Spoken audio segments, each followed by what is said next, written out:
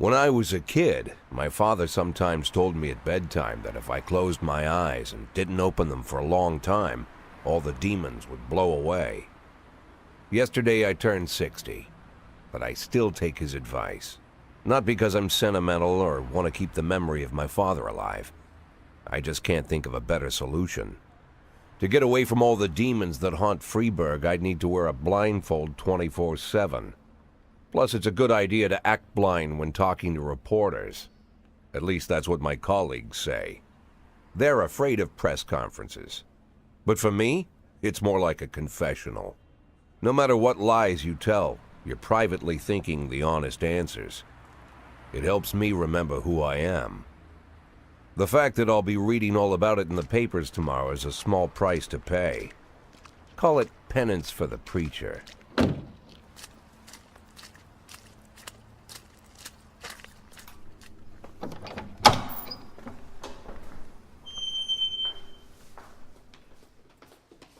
This is the first time I'm afraid of those answers my mind has given me.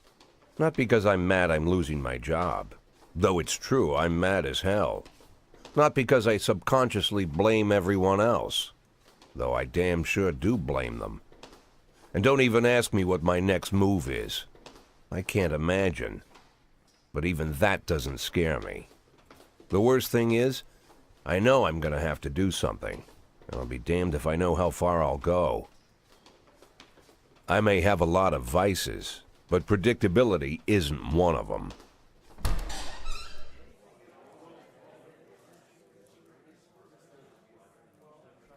I learned a long time ago how to drive away the swarming demons. But what do you do when they're trying to rip your soul from your skin? Shutting my eyes tight as I can. The best solution remains the same: play blind. I just hope the reporters think I was blinded by the camera flash.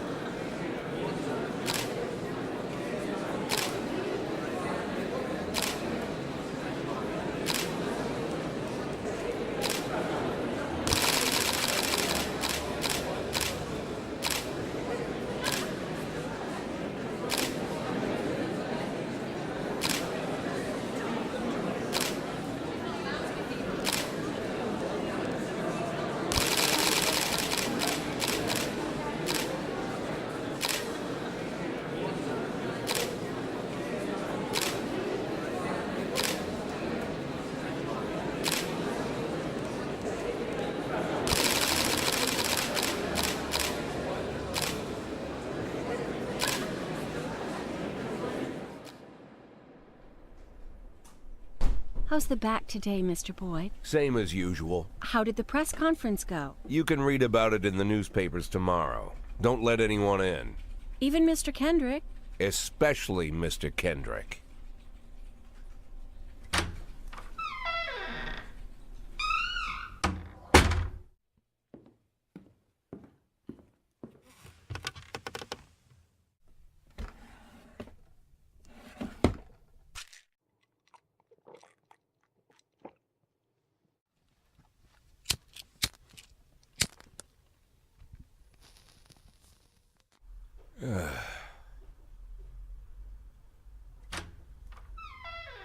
As soon as I heard the door creak, I knew what face I'd see.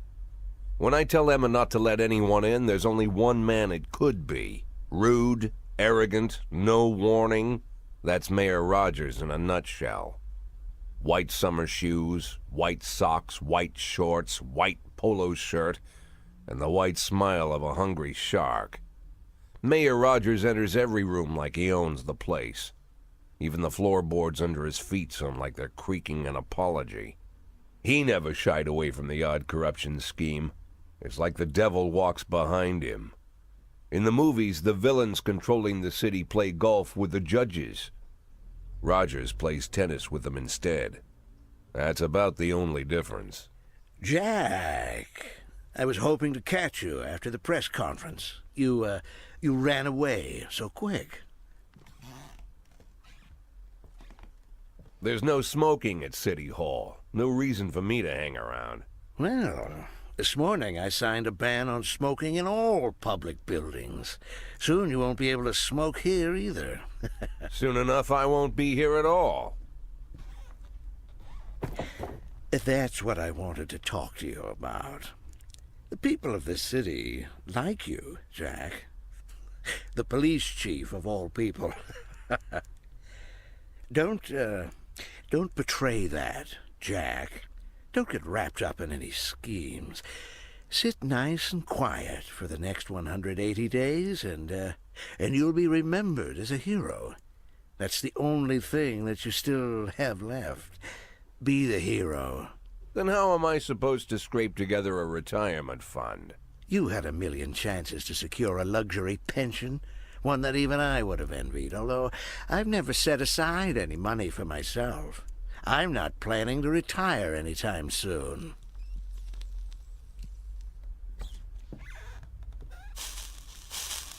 "180 days of quiet, Jack. That's all I need. I don't have any problems with you, and you won't have any problems with me. I have a new assistant, Troy Starr. If you have something to tell me, call him. But try not to bother him. He's a busy man." I'll do my best. "And quit smoking up the office. One of my friends will be using it soon."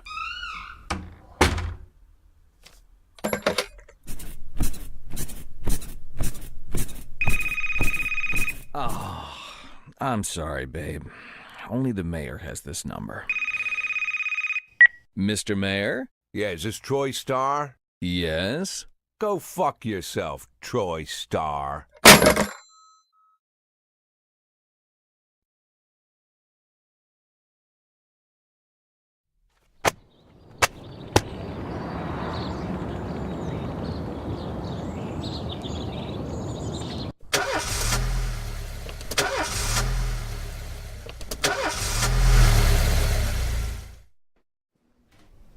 Cops don't use the police station cafeteria anymore.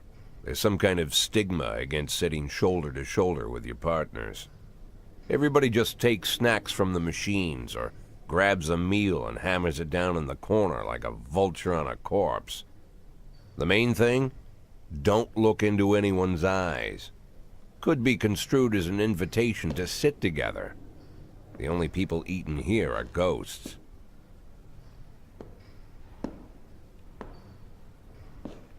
My deputy, Francis Kendrick.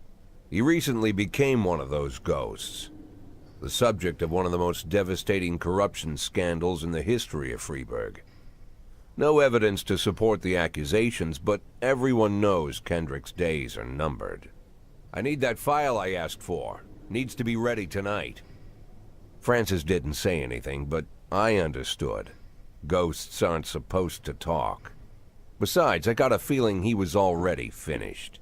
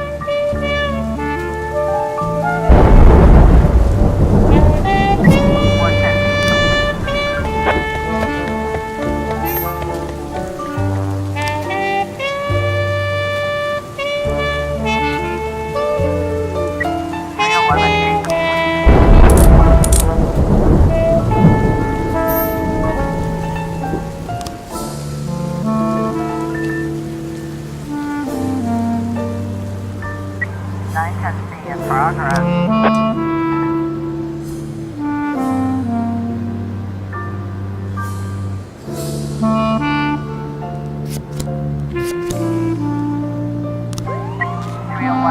in progress.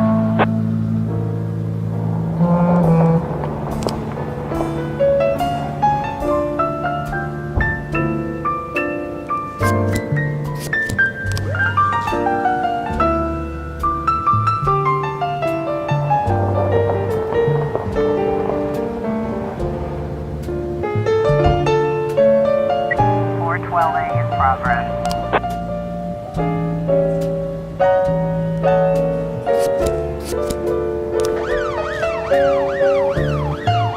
Officer Upton, looks like we have a situation here.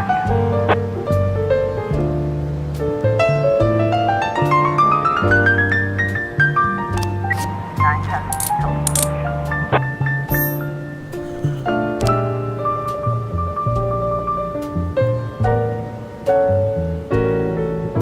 three 11A complete.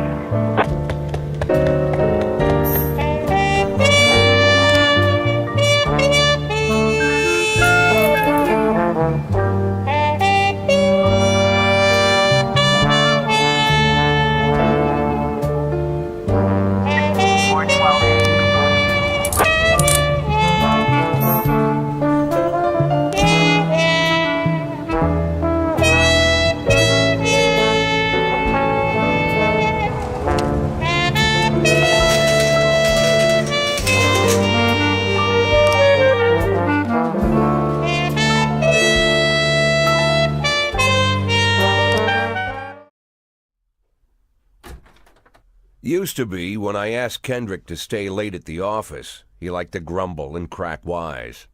Nowadays, he doesn't have the strength for it. Slumped shoulders, blank stare, wrinkled skin. The past few weeks, I don't hardly recognize my old friend. In his younger years, he reminded me of a gallant royal officer in an old Kipling story. Kendrick isn't just crumbling under the weight of the public pressure, but from the shame of it all. Internal Affairs raided the library he inherited from his grandfather, hoping they'd find buckets of cash stashed in the pages. Heard about the look on his face, the fearless policeman standing helpless in horror. I've known Francis for 30 years. The past 20 years he's played loose with the law. And I know that at a certain point every stolen dollar brings more misery than anything else. Probably sounds crazy, but I sympathize with the guy. What can I do? Your friends are your friends, and these are the waters we swim in. Called all of the people on that list today. Now they know you're in business, so you could get a call from any of them. You don't need to worry about any of them. I've cleared them all. And what kind of business are we talking here? It's nothing too serious, just like you asked. Should be just a few small favors. Payments will vary depending on the situation and who you're dealing with. How much are you looking to earn? $500,000. $500,000? Why not a whole million? Because everybody wants to take $1 million. Figured I'd try something different. $500,000 in 180 days? Well, you could earn it all above board if you netted all the big fish and hit all your bonuses. Never knew you for a fisherman. Well, you never got into my business, and I'm not trying to get into yours. But be careful about bringing in any other cops. Sooner or later, they'll put the finger on you. And one more thing, Jack. I remember what you said, but I should probably add one more name to that list. Christopher Sand. Sand. Christopher G. Sand. Everyone knows the name, but few could tell you who he is. The old man stays away from the spotlight. Always wears old-fashioned jeans and knitted sweaters. Gives to charity. Rarely attends social events. An avid hunter, I hear. Even dabbles in poetry. You'd never guess he's the head of the oldest and most powerful gang in the city. Goes back as far as his great-grandfather. and Sand is strict about following the old rules. He rarely involves himself in commonplace murders and robberies. Hardly needs to intimidate anyone to get his point across. The people who work for him each have their sphere. They provide protection where needed, even work with the authorities when they want to make a deal. Meanwhile, Sand pulls the strings without getting his hands dirty. People sometimes mistake his quiet approach. A couple years ago, an arms dealer decided to expand its business without asking permission, and his whole family paid the price. In 4 weeks, Sand killed 31 people. Old men, women, even a few teenagers. And Sand's people made sure every paper reported it. Frank, I don't want to hear you say that name again. Jack, please, listen to me. I'm in with these guys. We agreed, Frank. That's not the kind of business I'm into. I don't go there. Never have, never will.